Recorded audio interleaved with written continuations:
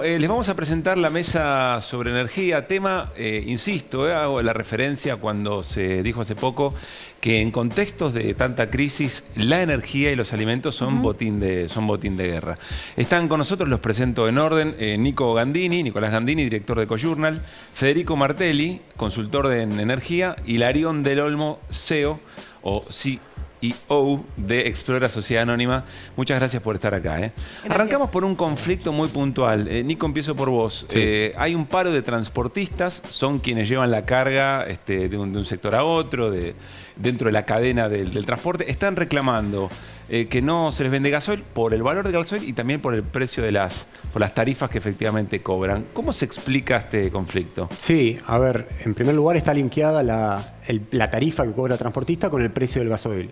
En la medida que lo que vos vas viendo es que hay todo un cruce o una dispersión de precios, en este momento el transportista por ahí tiene 3, 4 precios distintos. Hay un precio que es el minorista, que obviamente el transportista no lo puede cargar, el precio oficial mayorista, y después tenés un import parity o gasoil blue. ¿Hay gasoil blue? Claro, exactamente. Es un precio donde vos hoy estás pagando 180 pesos más o menos precio final para poder conseguir gasoil. Lo que pasa es que tu tarifa, cuando vos le cobrás a la persona que te contrata para transportar gasoil, vos en tu ecuación de costos no tenés ese gasoil blue, llamado así, que son 180 pesos por litro. Nosotros pagamos como automovilistas particulares 110, 130, 135 debería ser ese precio mayorista. Como no hay gasoil a precio mayorista oficial, lo que te termina pasando es que si te lo venden este precio diferencial, que es lo que vale importar el gasoil. ¿Y por qué no hay precio mayorista oficial?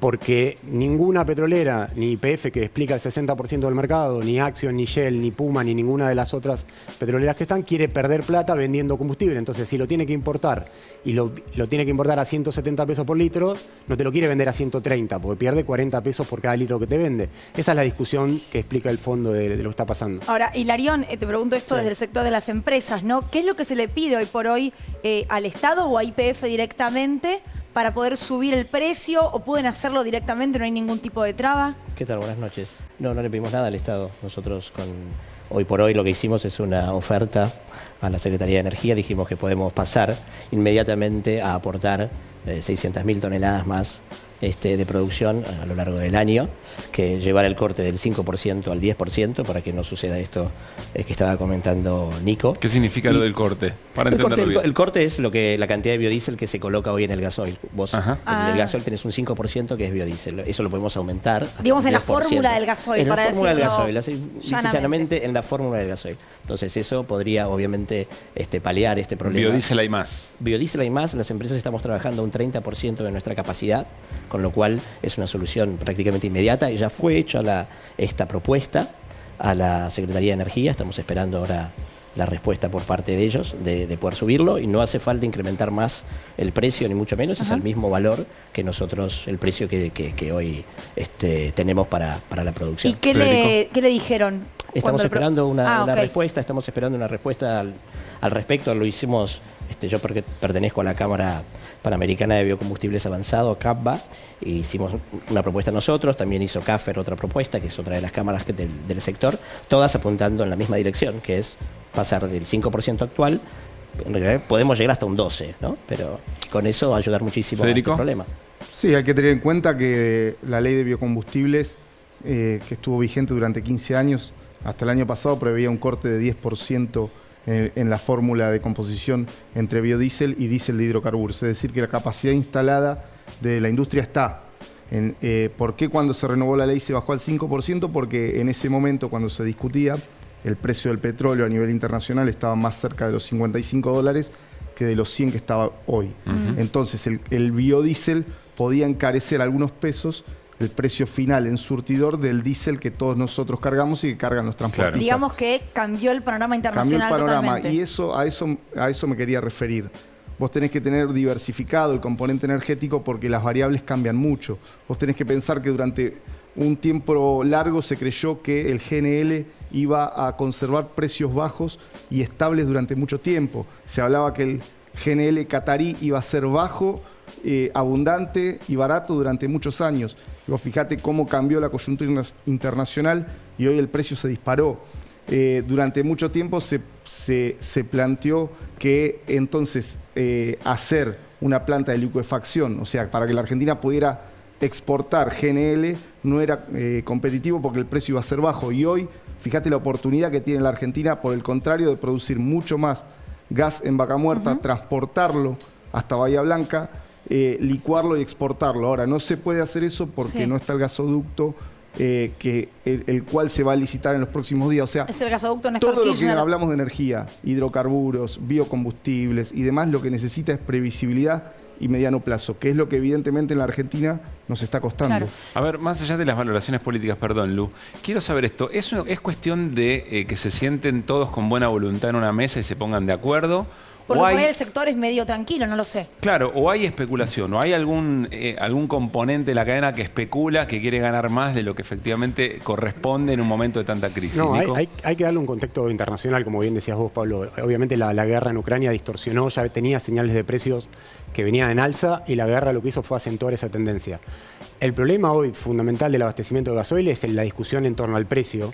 La Argentina tiene complejidades para discutir aumento de precio en surtidor, porque tiene una situación inflacionaria, ustedes lo hablaron muy bien en el primer bloque, entonces el gasoil, si bien no impacta tanto en el IPC, porque dentro del IPC el impacto combustible es un 6%, hay economistas que te van a decir, pero evidentemente pegan las expectativas, entonces es complicado. Uno lee, aumenta la nafta, aumenta el gasoil y empiezan a aumentar por las dudas. Claro, si yo te agarro un matemático, te voy a decir, bueno, pero pará, el aumento en el IPC, en lo que mide el INDEC, te va a decir es un 6%, es decir, si aumenta la nafta un 10%, el impacto en el IPC es un 0,5%, no es tanto. Ahora, en las expectativas, como el gasoil lo consumen tantos sectores, sí.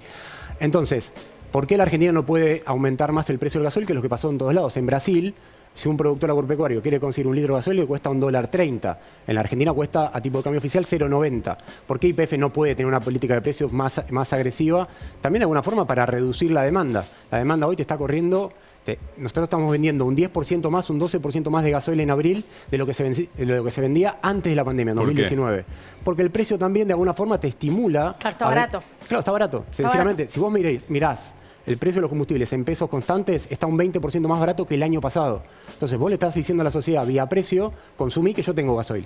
Y por otro lado tenés una situación física donde no tenés gasoil, por eso Hilarión decía, bueno, hay que reemplazar gasoil también con biodiesel y demás. ¿Es una solución rápida esa, Hilarión, en caso de que...? Es inmediata. Como yo te decía, como las empresas estamos trabajando con nuestras plantas de producción al 30%, es simplemente una decisión política. ¿Por qué tienen tanta capacidad ociosa?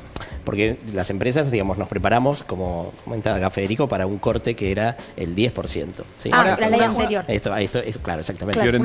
Una pregunta respecto a eso, porque para poder incrementar o duplicar la participación del biodiesel dentro de la fabricación de gasoil, se requeriría, estamos en el universo de la manta corta infinita, ¿no? Que sabemos que es la economía en general. Deberían de utilizarse granos que podrían tener, por ejemplo, destino de exportación. Digo, en algún momento, alguna cuenta a nivel nacional hay que derivar a eso. Por supuesto, no hay ningún tipo de duda sobre lo que vos decís y es una discusión que se ha mantenido durante mucho tiempo. Lo que vos tenés que considerar es que en este momento lo que no tenés es combustible para producir esos granos que te van a traer los dólares. Claro. Entonces, lo que estamos hablando es hacer algo en pesos justamente para poder traer nuevos dólares. Entonces, tenemos un problema hoy que es importar el gasoil. ¿Y está estimado cuánto requeriría, cuántas, no sé si se en toneladas?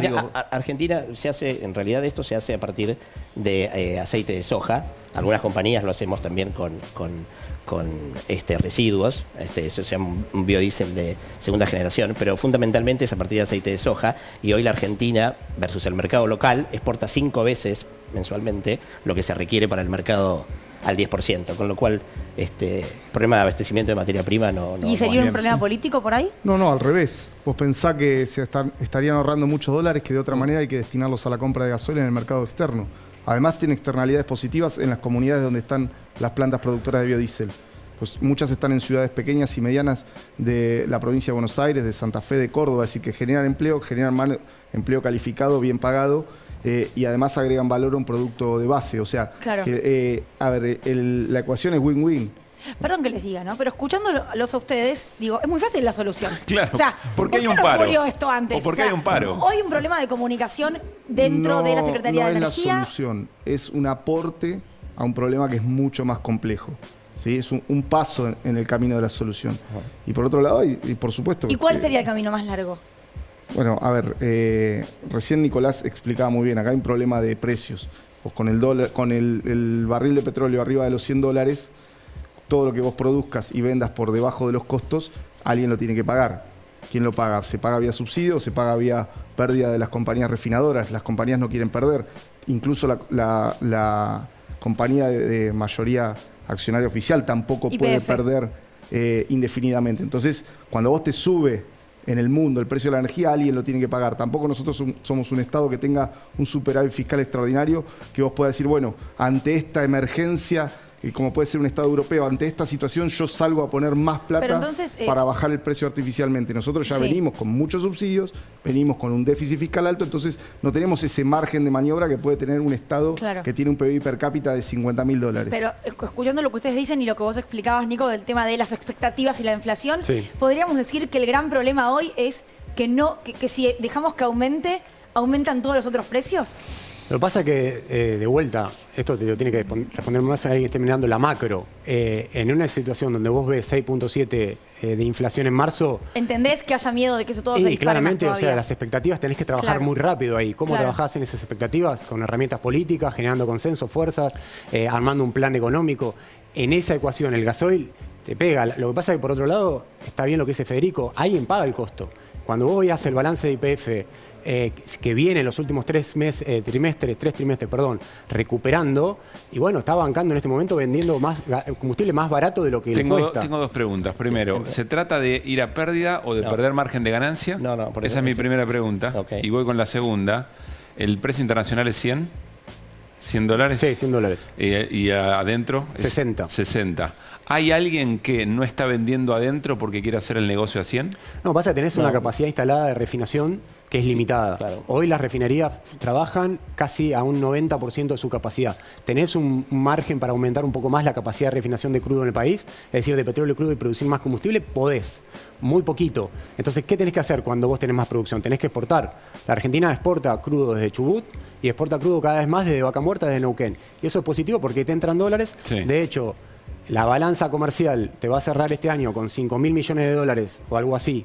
De déficit, es mucha plata, es el récord, nunca cerró tan... Entre lo que se importa y lo que se exporta de combustible. Exactamente, ¿y eso por qué es? Porque estás importando por 12.000 o vas a importar por $12.000 millones, pero tenés la suerte de que vas a exportar por 7.000. Si vos no pudieses exportar por 7.000, ese déficit sería todavía más alto. Claro. ¿Ibas a decir algo, Hilarión? No, iba a comentar lo siguiente, que con respecto al tema de los precios, ¿no? Son precios relativos. Cuando nosotros hablamos de la importación de gasoil, que es el precio que uno puede tomar como base, lo que hay que mirar también es la historia. Digamos, en este momento particular hay un diferencial donde es más barato, digamos, el gasoil en el mercado local.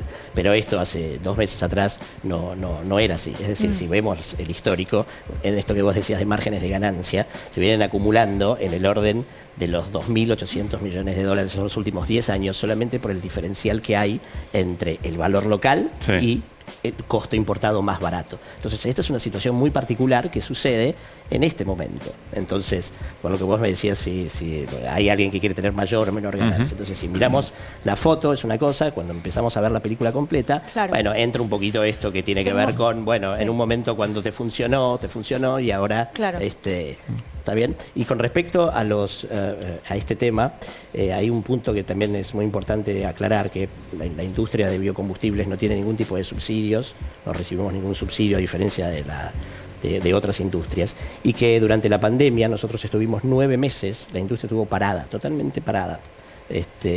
Por una cuestión justamente de precios donde no se actualizaba el precio. Por suerte esto se revirtió y todo ese tiempo la industria hizo un esfuerzo muy grande para mantener a toda su fuerza de trabajo para poder estar lista para cuando... ¿Recibieron ayuda del Estado? No. ¿ATP no? ¿Por qué? No, bueno, porque depende, cada compañía tiene condiciones distintas. En el caso nuestro, no lo hemos recibido, otras compañías lo pueden haber recibido. De todas maneras, el ATP, el impacto que podía tener era muy pequeño, aunque es obviamente una ayuda. Lo más importante fue, obviamente, recomponer el precio.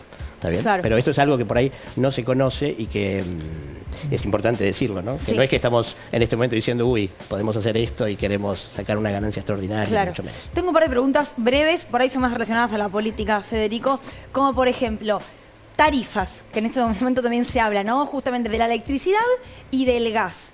¿La segmentación es posible? Con la información que hoy tiene el Estado, sí. Es riesgosa, se pueden cometer errores. Vos sabés que después los errores son utilizados para golpear políticamente, pero hay que correr el riesgo, porque nosotros no podemos tener un sistema en el cual le sigamos pagando el 70% de la factura a los sectores de altos ingresos. Ahora, hay mucha gente que esto no lo termina de entender, o no lo sabe, o no lo comprende, o no lo leyó. Del 100% de la factura, el Estado paga el 70% aproximado y el usuario paga el 30%. Esto es tanto para el que vive, para un albañil que vive en Solano, en Quilmes, como para los que viven en Puerto Madero. Yo creo que estoy convencido que eso es una desigualdad que hay que corregir, que nosotros no podemos poner el IVA de los fideos para bancar tarifas subsidiadas a los sectores de altos ingresos. Hay que animarse a hacer la segmentación y creo que hoy el Estado tiene las herramientas para hacerla e incluso para corregir rápidamente en aquellos casos donde se comete un error particular. Flor. Sí, del otro lado, ¿qué te dicen los que no quieren aumentar tarifas? Te dicen, por más que vos aumentes, ahora se vienen las audiencias públicas, un 40% para el grueso, digamos, para el 10% se sacan los subsidios y para tarifa social 20%. No te cambia la balanza a nivel fiscal porque por los precios internacionales del GNL y de la energía. Digo, en ese caso lo que te dicen es, tu único costo es político. Me refiero a una mirada que hay en la parte de la coalición oficialista. ¿Qué piensan de eso? Nico. Déjame sumar algún número. Si uno proyecta un aumento de tarifas como el que anunció Gabriela Cerruti en aquella conferencia, que ella dice que para el 60% de los usuarios el aumento va a ser del 80% de la variación del coeficiente de variación salarial. Esto es medio complicado, pero si del aumento salarial del de año 2021, pasado. si el aumento salarial fue el 52%, el 80% es 42%.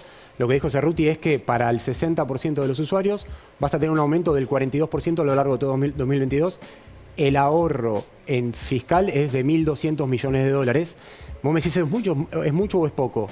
Los subsidios totales de energía de este año van a estar en torno a los 15.000, 16.000 millones de dólares. Está bien, vos cortás 1.000. algo.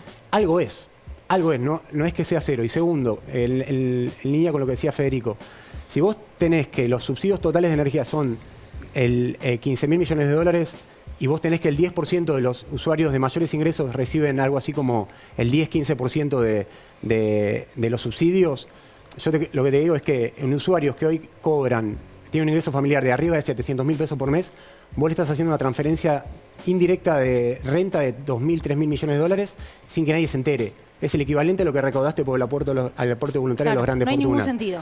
No tiene tanto sentido de la justicia distributiva. O sea, después sí, en términos de implementación de sistemas y demás, es complejo. Pero el Estado tiene herramientas digitales, de sistemas para poder avanzar. Nico. Sí, para que sea menos complejo extender el esquema que se está aplicando ahora o que se presentó ahora respecto a algunos barrios muy puntuales de la Ciudad de Buenos Aires. Digo, extender el esquema que sea por zona geográfica y un sistema simplificado de que si vos vivís en esa zona geográfica, que vos puedas demostrar que no estás en condiciones de afrontar eso. ¿No es algo bastante más simple que el entrecruzamiento de AFIP, ANSES y una segmentación un poco más fina? Vos tenés que cometer la menor cantidad de errores. Yo vi simulaciones y la verdad que hoy con las herramientas y con la información que tiene el Estado, la aproximación es muy alta. Pero por supuesto vas a cometer errores, tenés que corregirlos muy rápido para que a nadie se le corte la luz por no poder pagarla. Y por supuesto que vas a pagar costos políticos, pero uno está en política para pagar costos. Hacerlo también es pagar costos políticos. Por supuesto, además uno cuando juega al fútbol sabe que hace goles y también sabe que los recibe. O sea, no se puede creer que uno pasa por la política en un país como este, con las dificultades de este, y que no va a pagar costos políticos. El que no quiere pagar costos políticos, que se dedique a otra cosa. Sí, tal cual. Por otro lado, digamos, si buscar una solución, una sola solución que resuelva todo el problema, no es algo que ocurra. Entonces, como decía recién Nico, digamos, son pequeños aportes que van haciendo que reducen, obviamente, la necesidad que tiene el país. Como siempre, y sobre el final tengo una pregunta que da para un programa entero que hay que responder en un minuto. Yo quiero decir algo, cada vez que Garuso hace esto, yo quiero matarlo. En un minuto. Él te pregunta, ¿cómo solucionamos la inflación? Está bien, es tremendo, es muy difícil trabajar así. Uno quiere pensar nada más. Bueno, la pregunta es la siguiente. Más allá de los nombres propios, de los dos modelos que están contrapuestos en la Argentina, al sector, pero los intereses nacionales en materia energética, ¿le vino mejor un Estado regulando o el mercado decidiendo por libre cuenta? ¿O hay grandes cambios en ese sector? A ver, primero una cuestión. Cuando Nico Fiorentino preguntaba recién sobre si es posible avanzar con la georreferenciación. Lo primero es que no está aplicado ese sistema. ¿Te acordás que hace 2 o 3 meses explicamos cuándo aumentaba por barrio, en qué barrio aumentaba? Eso nunca se instrumentó. Bien. Con lo cual sí podría ser una solución rápida y se puede hacer. Segundo, la verdad es que al sector, depende de qué sector mires, el sector petrolero siempre, todo el sector energético va a querer tener una mayor apertura de un mercado de funcionamiento libre y demás. Yo creo que esa discusión ya en Argentina es vacía. Hoy tenés 30% se paga en factura y 70% de subsidio. No podés ir a un esquema de libre mercado. O sea, nadie piensa en eso. El Estado va a tener que regular y va a tener que pensar. El tema es cuáles son las mejores soluciones que puede pensar. No está al alcance esa posibilidad. ¿Coincidís, Hilarión? Coincido con lo que dijo hoy Cristina en su presentación. El modelo económico claramente es un modelo económico capitalista y se necesita del Estado para que regule. Que regule el Estado no significa que dé subsidios, significa que establezca ciertas reglas para que no existan oligopolios, monopolios, que es justamente lo que le hace mal al país. Así que creo que es una buena combinación la que... Federico. Sí, en el siglo XXI la energía es un problema geopolítico y de seguridad nacional. O sea, pensar que en ese tema no se tiene que involucrar el Estado es dejar a una población y a una nación indefensa frente a los problemas que vemos que están ocurriendo a nivel mundial y que seguramente se van a agravar en un mundo que va hacia la multipolaridad y en el camino va a tener muchas turbulencias.